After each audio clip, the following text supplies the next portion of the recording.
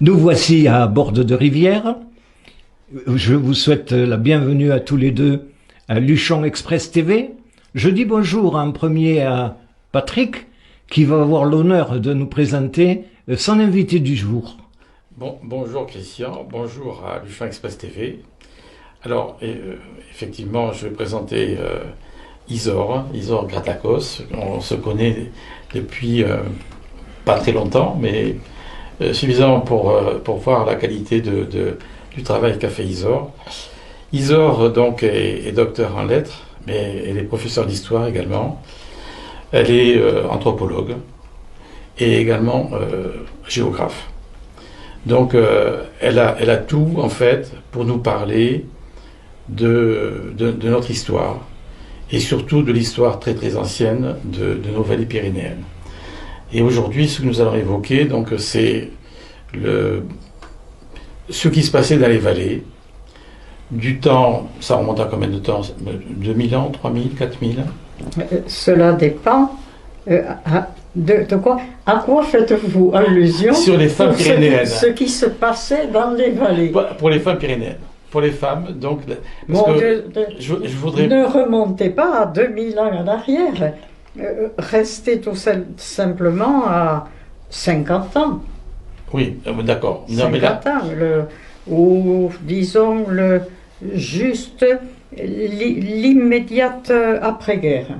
Oui, d'accord.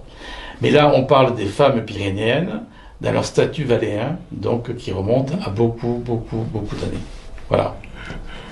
Isor, c'est à toi ou c'est à vous comme... Oui, parce que c'est vrai, je suppose que vous faites allusion à ce statut social particulier. C'est vrai. C'est ça. Et très en avance parmi les sociétés contemporaines. Une société valléenne. Je devrais dire des sociétés valléennes. Parce que les Pyrénées, ne l'oublions pas, ne sont pas un massif. C'est une chaîne, ce qui change tout. Dans un massif, le réseau hydrographique est rayonnant, et comme par exemple c'est le cas pour le massif alpin, qui a d'ailleurs 1000 mètres de plus que les Pyrénées, et les eaux, disons que la distance entre les sources et les niveaux de base est relativement longue, et cela fait des vallées assez larges, ouvertes sur, pour les Alpes, des horizons différents, des horizons culturels différents. Tout à fait. Pour les Pyrénées, ce n'est pas la même chose. Elles sont issues de la pression entre la plaque, ce qu'on appelle la plaque européenne, et la plaque africaine. Géologiquement parlant, l'Espagne fait partie de la plaque africaine, qui ont soulevé les sédiments qu'il y avait par-dessus, et ça finit par faire, en ajoutant pas mal de millions d'années, cette chaîne magnifique qui, c'est vrai, cette chaîne des Pyrénées qui s'étire d'un horizon à l'autre, c'est un des grands spectacles du monde. Mais cela veut dire aussi que s'il y a ce spectacle magnifique, c'est parce qu'elles ont monté relativement vite à l'échelle des temps géologiques et que la dénivellation est très importante entre les sources et les niveaux de base. C'est ça qui en fait tout l'intérêt, surtout pour le versant nord. Parce que, regardez pour Luchon, oui. on passe de, disons, 300 et 400 mètres et 500 d'altitude en à peine 18 km à vol d'oiseau. Nous sommes aux 3404 mètres de l'Aneto. Une dénivellation énorme. Ce qui fait que dans le versant nord pyrénéen, les eaux ne coulent pas, elles dégringolent. Elles dévalent. Et elles ont donc un pouvoir de creusement important, et elles ont fait, c'est cela qui explique tout, cette série de vallées versant nord, de vallées parallèles les unes aux autres, courtes. Elles sont courtes, oui. Le versant nord, donc, nous venons de le voir, est très court. Et elles sont, comme l'avait déjà vu, et oui, je vais vous parler d'un témoin qui lui arrive d'il y a plus de 2000 ans, Jules César. Oui. Il l'avait vu ça. Il avait vu ce relief particulier, et car Jules César était c'est vrai, un conquérant, mais il observait, il regardait, il étudiait, parce que les Romains étaient des colons, ne l'oublions pas. Oui. Hein. Donc, Bon. eux, ils essayaient de récupérer quelque chose. C'est ça. Et alors, la merveille des merveilles pour Jules César, c'est qu'après avoir s'être déplacé et avoir observé, il notait le soir ce qu'il avait vu pendant la journée et qu'il avait autour de lui une équipe, et en particulier le fameux Hirtius, qui lui aussi observait, étudiait et avec marqué, César. et marqué. Bien.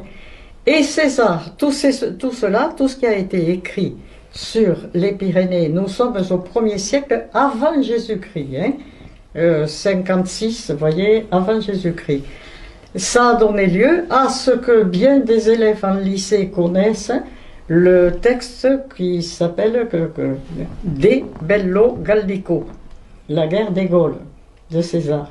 Et voici ce que César écrit dans De Bello Gallico au sujet de ces fameuses Pyrénées, donc qu'il longeait avec d'ailleurs en toute sécurité, hein, avec une légion derrière lui. Bon, d'abord il a parlé des vallées qu'il qualifie de profondes, boisées et incertaines. Et il ne s'y est pas risqué. Il faut attendre pour voir le bout du pied d'un Romain dans la partie élevée des vallées. Il faut attendre le Bas-Empire, c'est-à-dire 4e siècle après Jésus-Christ. Sinon, donc, pas de latinisation. Ce qui veut dire que les façons de vivre des gens dans les Pyrénées restaient là, ce qu'on appelle la culture, restaient là inchangées, pas bousculées par la latinisation. Complètement. Et oui, c'est ça qui est important. Et alors, ces vallées, donc chacune de ces vallées, sont autant de compartiments parallèles les uns aux autres, qui se sont socialement organisés et gérés de façon autonome jusqu'à la Révolution française, pendant donc des milliers d'années, depuis sans doute le néolithique. D'accord, du néolithique jusqu'à la Révolution. En fait. Bon, voilà, c'est-à-dire, bon, allez, mettons, pour la gestion valléenne, je ne sais pas, la population s'est peuplée, les parties hautes des Pyrénées, oui, dès le néolithique. Oui, mais ça on l'a vu ensemble. C'est ça. Puisqu'on avait vu des cromlechs un peu partout. C'est ça. Car n'oublions pas qu'il faisait, il y a pas beaucoup, disons en 3000, 4000 avant Jésus-Christ, il faisait plus chaud que maintenant. Il faisait 6 degrés de plus, 5-6 degrés de plus que maintenant. Pardon? Il faisait 5 à 6 degrés de plus que maintenant, au niveau de température. Oui, je ne sais pas, mais il en faisait bien 3 ou 4. Oh, mais d'accord. En tout cas, il en faisait, c'était suffisant pour que ce qui tombe en neige actuellement, en altitude, ça tombait en pluie. C'est ça. C'est-à-dire qu'on avait, on avait un climat méditerranéen en fait. Ou semi-méditerranéen. Il y a deux époques. Il y a un chaud et humide et un chaud et sec. D'accord. Et pendant le point important, c'est que vers 5000 avant Jésus-Christ, nous sommes dans les époques où la pastoralité s'est installée et depuis pas très longtemps. Or, comme il ne neigeait pas, les vastes espaces qui sont justement en altitude. Les altiplanos, les plaines altitude. Oui, il y a beaucoup de plats, effectivement. De zones planes, ce qui fait l'intérêt des Pyrénées aussi. Des zones, et que les populations néolithiques ont adoré. Mais c'était plat, et c'était suffisamment haut pour ne pas être trop chaud. D'accord. Et ces plats pyrénéens qui datent de l'ère primaire, bien rabotés, ont été remontés à l'ère tertiaire et sont donc des situations idéales pour des aménagements humains. Ouais, Alors on peut parler peut-être d'un altiplano. Altiplano. Peut-être, oui. Pour donner un ordre d'idée. Ce n'est pas le, mais ce le sont même. des plats. il Ce n'est sont des pas- plats. Ce sont des plats. Ce sont des plats. Ce sont des plats. D'ailleurs, la toponymie pyrénéenne le montre bien. Dans les Pyrénées, vous avez mais par dizaines et dizaines des lieux qui s'appellent les plats, plagnes, plagnots, plagnolos, planisolo, etc., etc. Et donc, ce sont ces endroits qui aussi, l'horizontalité dans la verticalité, qui explique le grand intérêt des Pyrénées pour un peuplement humain. Oui, je comprends. Je comprends. Donc à partir de ce moment-là, l'homme s'installe, il vit donc en altitude, parce que la température lui permet de vivre en altitude, puisqu'il ne neige pas, contrairement à ce qui se passe actuellement. Il y a le pastoralisme qui se met en route, et il y a toute une société qui va tourner autour de ça, qui va se mettre en route dans ces espaces valléens, dans les différentes structures de vallées. Et alors, donc la femme là-dedans... Eh bien, justement, Jules César, encore lui, l'avait vu avec son équipe d'observateurs et il a noté aussi dans des bello gallico en parlant de ce qu'on appelait les peuples, les populations qui occupaient toutes ces vallées parallèles les unes aux autres. Il a écrit ceci: ils sont absolument ou totalement, je ne garantis pas la traduction, totalement différents des autres peuples de la Gaule par la langue, les mœurs, les lois. Et différents de quoi? De ce qu'il connaissait, lui, à savoir toutes ces sociétés indo-européennes qui, toutes construites sur le même modèle que nous connaissons encore aujourd'hui, vous allez le reconnaître, c'est-à-dire un modèle pyramidal, avec l'idée de sommet, peut-être de début aussi, ça ce sera pour les religions, c'est une hiérarchie, de sommet, et de sommet unique, un mono quelque chose, mono, un seul. Oui. Hein, ça donnera les mots d'archi, mono, archos, un seul pouvoir. D'accord. Un sommet au-dessous des privilégiés, et ce sera plus tard, par exemple, pour la royauté française, une noblesse, à la base, le peuple. Tout à fait. Le pouvoir, donc, étant exercé depuis un sommet et descendant. Tout descend. Tout à fait. Tout est en une position pyramidale, hiérarchisée et descendante.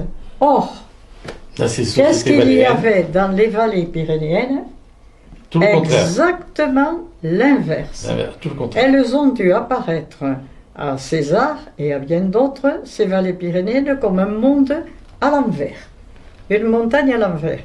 Parce que le pouvoir ne partait pas d'un sommet vers la base, à l'inverse, il partait de la base vers le sommet. Et alors, pour premier point, il n'y avait donc pas le concept de sommet, de mono, sommet unique dans les mains d'un seul.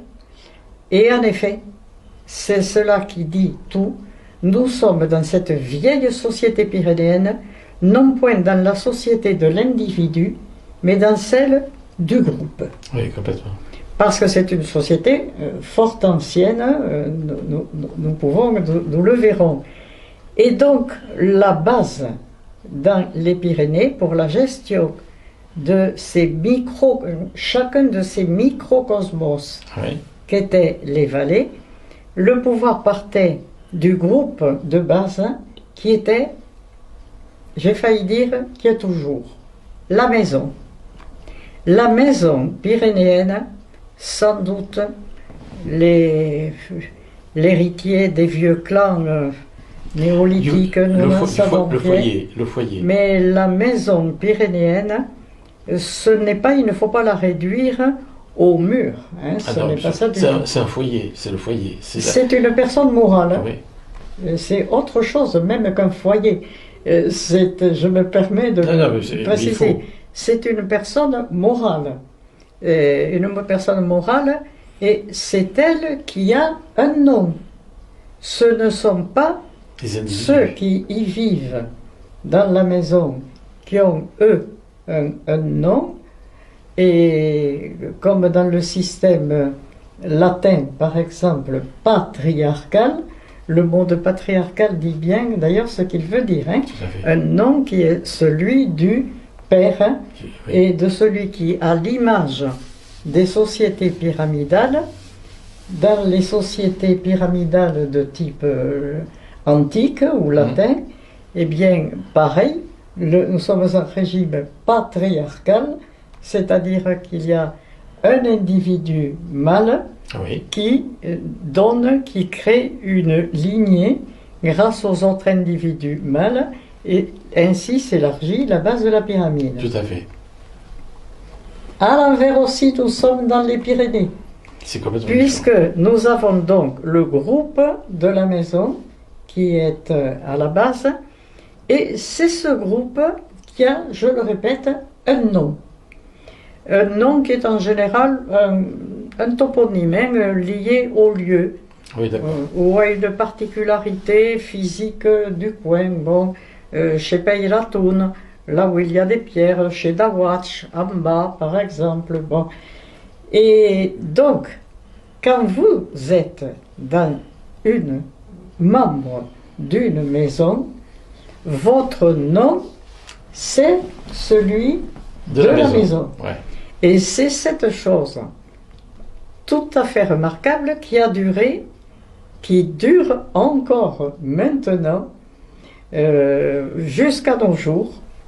Si vous vous appelez par exemple Paul Barrère et que vous habitiez dans la maison qui, elle, est connue dans la vallée pour être la maison de chez Peyratun, eh bien vous serez Paul de Peyratun.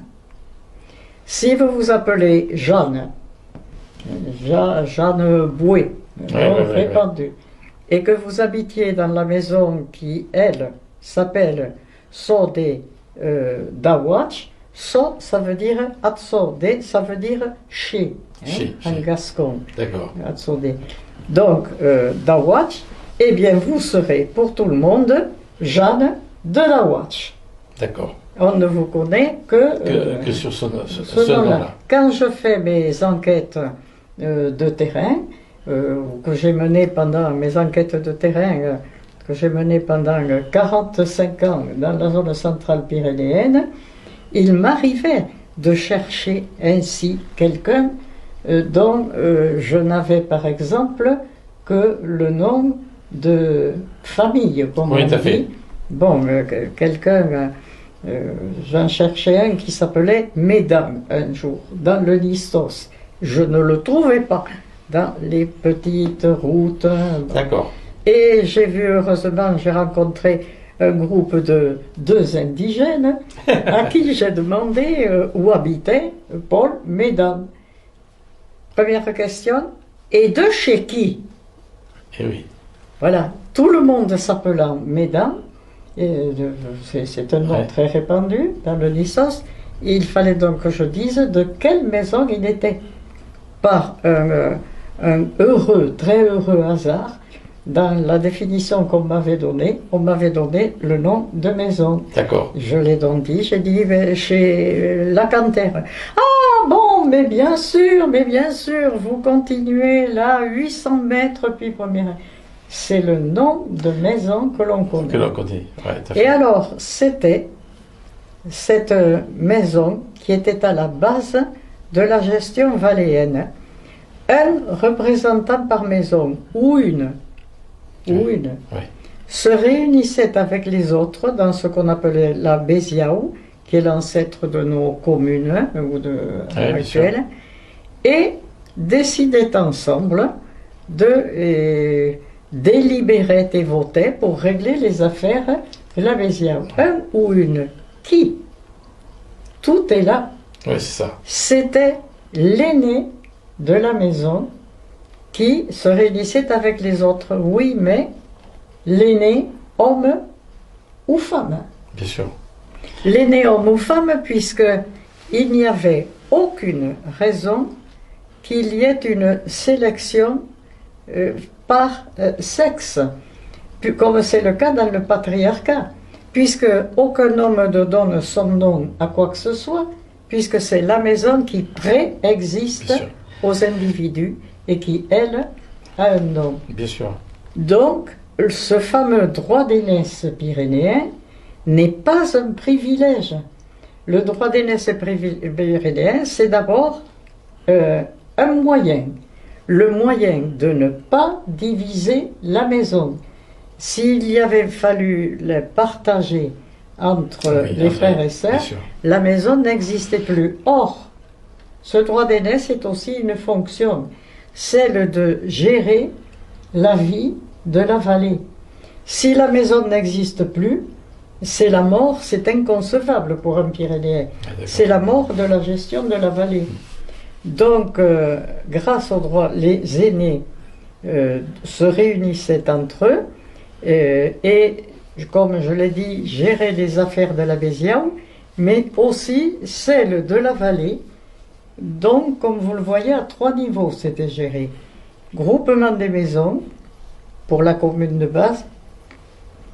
Ensuite, un niveau intermédiaire où les délégués de maison se retrouvaient et les Béziaous se retrouvaient ensemble et ils délibéraient et elles délibéraient pour élire ou alors tirer au sort un ou une représentante au 3e niveau, au conseil valléen. D'accord. Et cela pouvait donc être aussi bien un homme qu'une femme. Donc c'était l'égalité à ce niveau-là, au niveau des sexes. Absolument. Voilà. Total, il n'y avait pas de genre. Tout à fait. Le sexe est biologique, sexe masculin-féminin, le genre est social. Ce sont les fonctions ou les caractères que vous attribue une culture, une société. Là, il n'y avait pas de différence pour le genre. Les femmes, donc, comme les hommes, participaient à la vie et géraient la vie sociale, pourvu qu'ils et elles soient l'aîné. Oui, tout à fait. Alors, il y a quand même une inégalité entre les aînés et les cadets. Oui, bien sûr. Puisqu'il n'y avait que les aînés qui avaient droit au chapitre. C'est ça. Et qui pouvaient être, dont les femmes pouvaient être parfaitement consuls de vallée. L'historien Soulet l'a très bien montré. Les femmes pouvaient être consuls de vallée dans les Pyrénées jusqu'en 1793.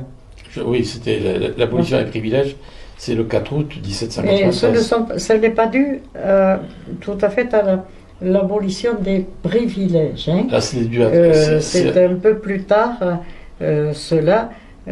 C'est la, disons...